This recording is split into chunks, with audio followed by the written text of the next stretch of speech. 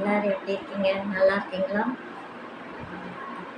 ரொம்ப நாளாக ஒரு ஆசை, என் சொந்த குரலில் முக்கியமானவங்களை பற்றி பேசணும், சொல்லணும்னு ஒரு ஆசை.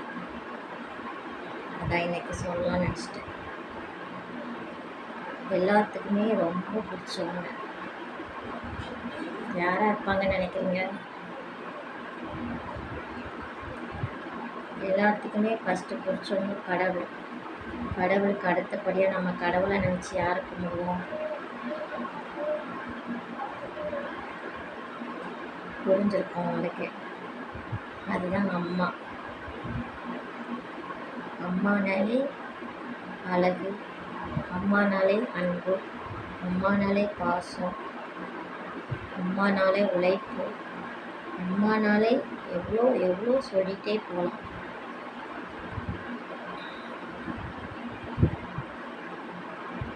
ஆனால் அது மட்டும் இல்லை என்னை பொறுத்த வரைக்கும். அம்மானாலே எல்லா அம்மாவும் நல்ல அம்மான்னு சொல்ல முடியாது. பிள்ளைனாலே எல்லா பிள்ளைங்களும் நல்ல பிள்ளைங்கன்னு சொல்ல முடியாது.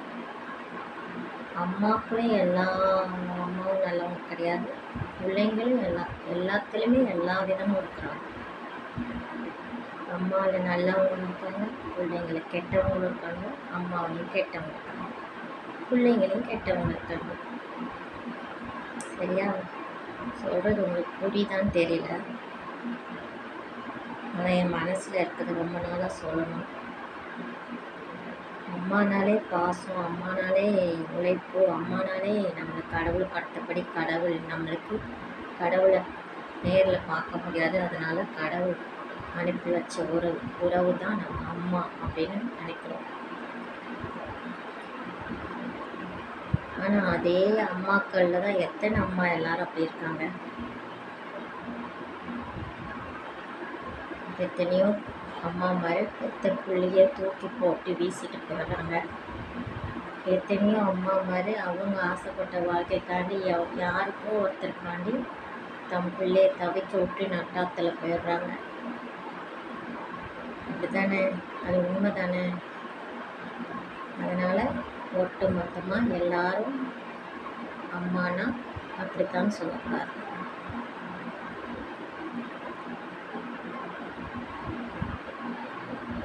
நான் நினைக்கிறேன், என் பிள்ளைங்களுக்கு நான் ஒரு நல்ல தாயாக, நல்ல அம்மாவாக, நல்ல அன்பானவளாக, நல்ல பாசமானவளாக என் பிள்ளைங்களுக்கு இருக்கணும்னு நான் நினைக்கிறேன்.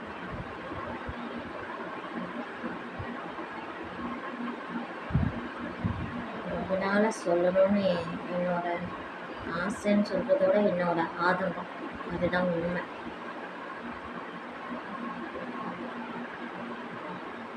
சரி, இதோடு முடிச்சுக்கலாம். அடுத்த வீடியோவில் பார்க்கலாம். பாய்.